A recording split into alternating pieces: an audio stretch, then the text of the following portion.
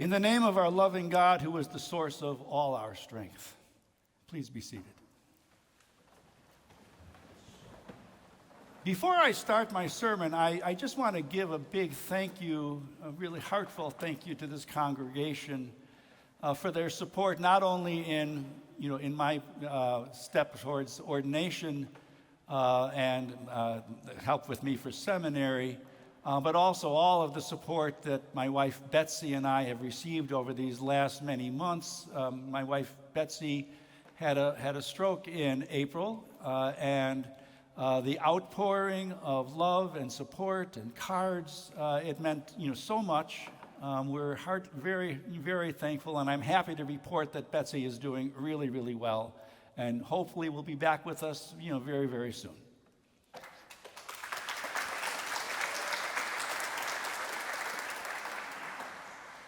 For a class I took in July involving cross-cultural mission and ministry, we each had to take a test called the Intercultural Development Inventory, or IDI, to assess our incoming intercultural competencies. The main growth area that was identified for me was that when dealing with people from other cultures, I too easily downplay our cultural differences and operate instead on the Pollyanna-ish assumption that all people are basically alike.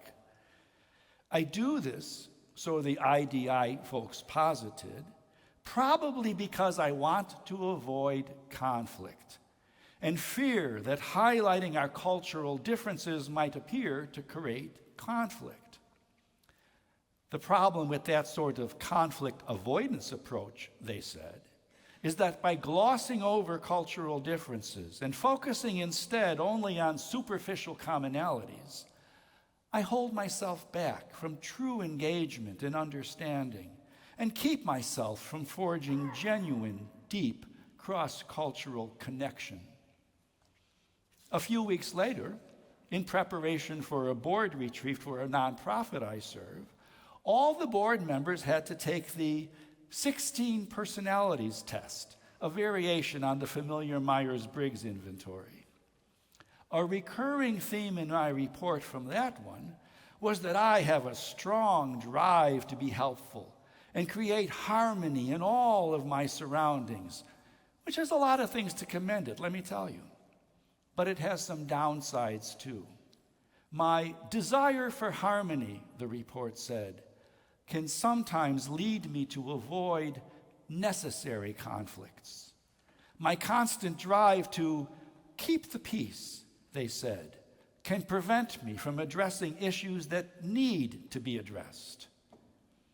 Then last week, a solicitation shows up in my email inviting me to take an Enneagram test.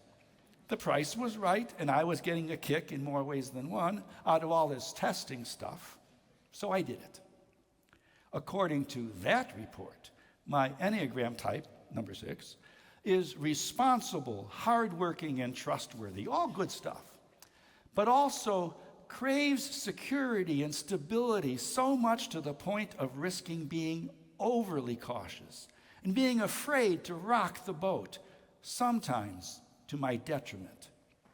They recommended that I work on being more assertive. That these 3 tests painted a fairly consistent picture is expected, since I was the sole source of all of the information that any of them had about me. But still, I had not expected that there would be 2 things that all 3 of them, coming from different perspectives and different reasons, would agree upon. First, conflict avoidance is one of my defining tendencies. And second, that is not something to be celebrated, but something to work on overcoming. What a coincidence, then, that on the heels of that triple epiphany, here comes Jesus in today's gospel reading saying, "Do you think that I have come to bring peace on the earth? No, I tell you, but rather division." Conflict avoidance, it seems, indeed, is not Jesus' thing. Nope. I guess we knew that, since Jesus was, after all, the one who challenged the religious authorities of his day, turned the tables over at the temple, and, well, took on the Roman Empire. But that's not the image we like to cherish. The verse, "They will be divided against father and son against daughter, son against father, mother against daughter, and daughter against mother," is not one that any Sunday school class anywhere has asked the children to memorize. And the verse, "From now on, 5 in one household will be divided, 3 against 2 and 2 against 3, does not show up on any refrigerator magnets to inspire us when we go to get the milk carton. But this is still the same Jesus who we say Isaiah foretold as Prince of Peace.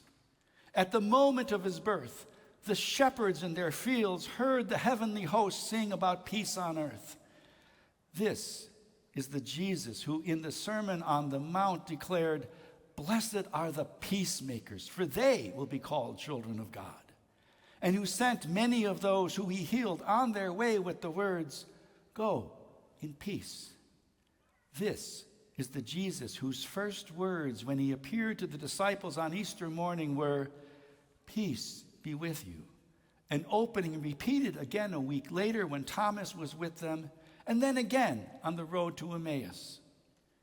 Make no mistake, Jesus is all about peace. How then do we reconcile that with what he says here? The answer may differ, perhaps, in Luke's time and ours. Luke was writing for a largely Gentile audience whose conversion could, or already did, result in persecution or loss of social standing and likely would divide families. They needed to be prepared for those possibilities and assured that following Jesus was the right thing, even if or when those risks materialized. At least in our country, of course, we don't face those same kind of risks today. But we know all too well that even in our day, religion can divide us and our families. Some of that is inevitable if we stand for what we believe. As Alan Brame in his Waking Dreamer blog observed, when anyone has the nerve to look at the way things are and say, "This isn't right," it has an unavoidable effect. It divides people. Those who benefit from the status quo will fight tooth and nail to oppose anyone who tries to change things. But it is more than that. Yes, taking a stand for anything will sometimes result in conflict and division as an inevitable side effect. But as conflict-avoidant types like me know, there are plenty of ways to avoid conflict. By glossing over differences, by ignoring inconvenient truths, by keeping silent in order to avoid making waves or rocking the boat. In this passage, Jesus is not only warning us of the risk of inevitable conflicts we may face, but also girding us to be willing to walk right into ones that we might otherwise would have preferred to and could avoid. It is important to bear in mind that when Jesus talks about division in this passage, he is not describing it as a desired end state. Jesus came to herald the coming reign of God. That's the goal. That's the end state. The point he is making here, whether for the first century or 21st, is that sometimes the way there is going to involve conflict. Rather than pursue a policy of conflict avoidance, sometimes we need to embrace it as the way forward, not avoiding it, but confronting it in order to work through it. The Hebrew word for peace is shalom, which includes our concept of peace, but means so much more. It conveys a sense of well-being and wholeness, of being at harmony with one another and creation. In his farewell discourse, Jesus tells the disciples he leaves them his peace, his shalom, but stresses to them that this was not peace as the world gives. I think that distinction is at play in today's passage. The peace that in today's passage he says he did not come to bring is peace as the world gives. The shalom he offers is deeper and more lasting, but the way there involves conflict, either as an inevitable side effect of pursuing a righteous path or because it is a necessary step on the path.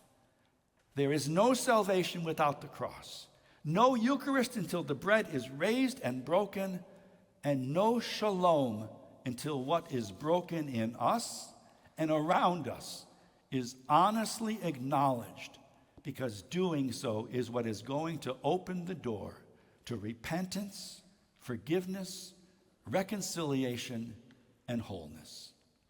As one commentator observed, as any recovering addict will attest, hard truths are the ground upon which real hope stands. Honesty about brokenness is a necessary preface to healing. We, or at least people like me, fool ourselves into thinking that we can get peace through conflict avoidance. But any peace bought that way is illusory. Minimizing, ignoring, or papering over wrongdoing brings no shalom, but merely ensures that the brokenness remains festering beneath the surface. This applies in our individual lives and our relationships, and it applies to society at large.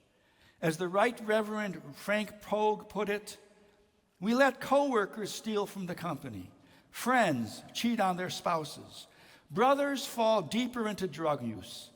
We fail to stand with those being bullied, with neighbors being denied human rights. We do all of this in the hope of keeping the peace, and instead fall short of the deep peace Jesus wants for us, our families, and our places of work. Any time we preserve the peace at someone or some group's expense, we trade God's shalom for a cheap imitation. To the alarm of many of us, we now see this sort of ethic being played out as official governmental policy. Pursuant to the Orwellian-named Executive Order Restoring Truth and Sanity to American History, the national parks and other properties under the control of the Department of the Interior are being purged of any content that disparages any American living or past, so that the only content that will be allowed to be displayed on national parks ground is that which extols the greatness of the achievements and progress of the American people, or the beauty of the American landscape. An analogous housekeeping is underway at the Smithsonian. In his opinion piece issued for Independence Day 2025, our presiding bishop, Sean Rowe, reflected upon how Independence Day was, quote, shaping up to be a complicated one for the Episcopal Church. We were once the church of the founding fathers and presidents, he said. Today, however, we are known less for the powerful people in our pews than for our resistance to the rising tide of authoritarianism and Christian nationalism emanating from Washington, D.C. Conflict avoidance, it seems, is not the presiding bishop's thing either. Harking then to first principles, presiding Bishop Rowe writes, God calls us to place the most vulnerable and marginalized at the center of our common life, and we must follow that command regardless of the dictates of any political party or earthly power. Our call as Christians today may require us to reclaim Christianity's countercultural roots. We do this not by pointing fingers or self-righteous posturing. We do it mainly by the examples we can set being true to our baptismal vows, and with God's help, living the lives God means for us, even if that may bring us into conflict with the prevailing social winds. My IDI and Myers-Briggs and Enneagram tests may have given me some useful food for thought. But at the end of the day, tests like that are just theoretical exercises based on hypothetical questions with no real-world consequences. What's happening around us now is different, affecting millions of lives, perhaps for many years to come. How we, individually, as a church, and as a people, respond to the present time is massively consequential. This is not a test. Or maybe it is. Amen.